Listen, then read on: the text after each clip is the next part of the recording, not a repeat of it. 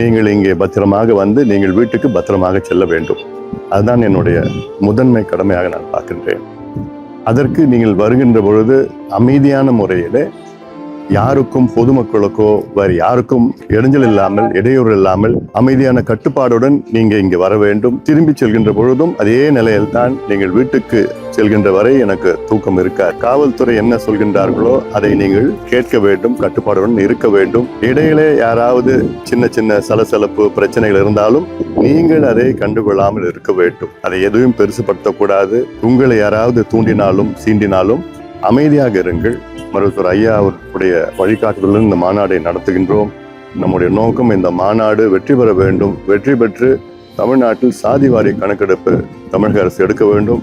69 விழுக்காடு பாதுகாக்கப்பட வேண்டும். வன்னியர்கள் உள்ளிட்ட அனைவருக்கும் அவரவர் மக்கள் தொகைக்கு ஏற்ப இடஒதுக்கீடு பெற வேண்டும். பெண்களுக்கு பாதுகாப்பு அளிக்க வேண்டும். கிரீமி லேயர் மத்திய அரசு அகற்ற வேண்டும்.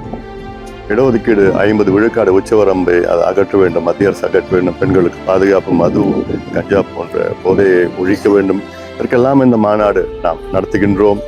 இதில் தமிழ்நாடு முழுவதும், இன்னும் சொல்ல போனால் ஆந்திரா, கர்நாடகாவிலிருந்து நம் சொந்தங்கள் எல்லாம் வர இருக்கின்றார்கள்.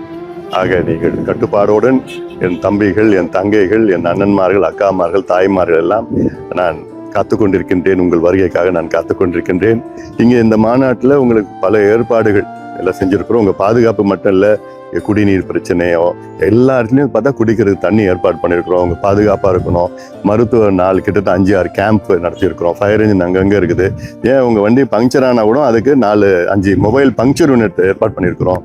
உங்கள் வண்டி மணலில் சிக்கிச்சுன்னா அதுக்கு 2-3 டிராக்டர் ஏற்பாடு பண்ணியிருக்கிறோம். 10 லைஃப் கார்டு ஏற்பாடு பண்ணியிருக்கிறோம். கலை நிகழ்ச்சிகள் இங்கே பண்ணுவாங்க.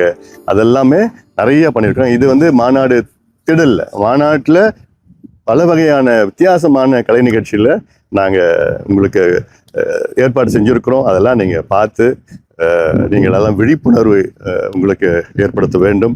அந்த நோக்கத்திற்காகத்தான் இந்த மாநாட்டை நாம் நடத்தி கொண்டிருக்கின்றோம். அதனால் நீங்கள் வருகின்ற என் சொந்தங்கள் அனைவரும் அமைதியான முறையில் பத்திரமாக வந்து பத்திரமாக வீட்டுக்கு செல்ல வேண்டும் என்று உங்களை அன்போடு, பாசத்தோடு, உரிமையோடு நான் கேட்டுக்கொள்கின்றேன்.